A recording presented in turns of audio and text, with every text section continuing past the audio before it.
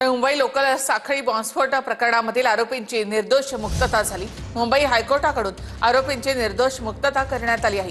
या प्रकरणामधील सर्व 12 आरोपींची निर्दोष मुक्तता करण्यात आली। राज्य सरकार सुप्रीम कोर्टामध्ये अपील करणार आहे। मुंबई साखळी बॉम्बस्फोट प्रकरणातील सर्व 12 आरोपींची मुंबई उच्च न्यायालयाकडून निर्दोष मुक्तता करण्यात आली आहे।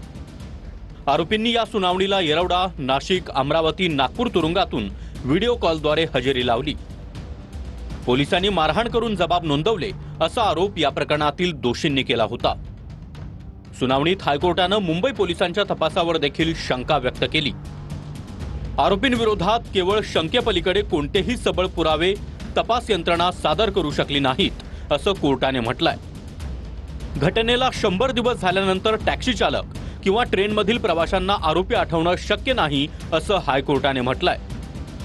या स्फोटांसाठी जे बॉम्ब वापरण्यात आले ते ओळखण्यात देखील तपास यंत्रणेला अपयश आलं असं निरीक्षणही हायकोर्टाने नोंदवलंय। हे बॉम्ब नक्की कसे होते हेच माहिती नाही, त्यामुळे मिळालेल्या इतर पुराव्यांनाही काही अर्थ नाही असंही हायकोर्टाने म्हटलंय। मुंबई लोकल बॉम्बस्फोट मधील 12 आरोपींची निर्दोष मुक्तता करण्यात आली आहे।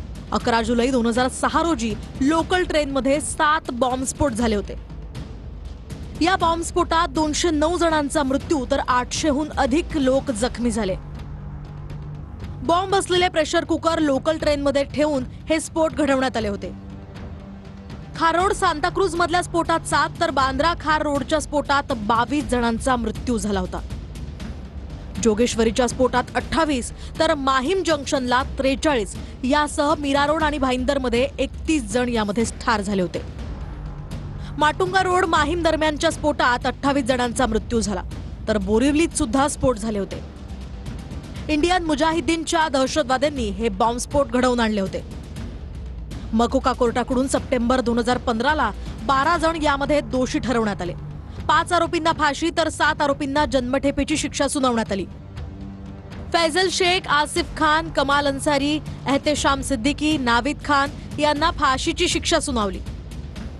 फाशीच्या मंजुरीसाठी सरकारनं हायकोर्टात याचिका दाखल केली।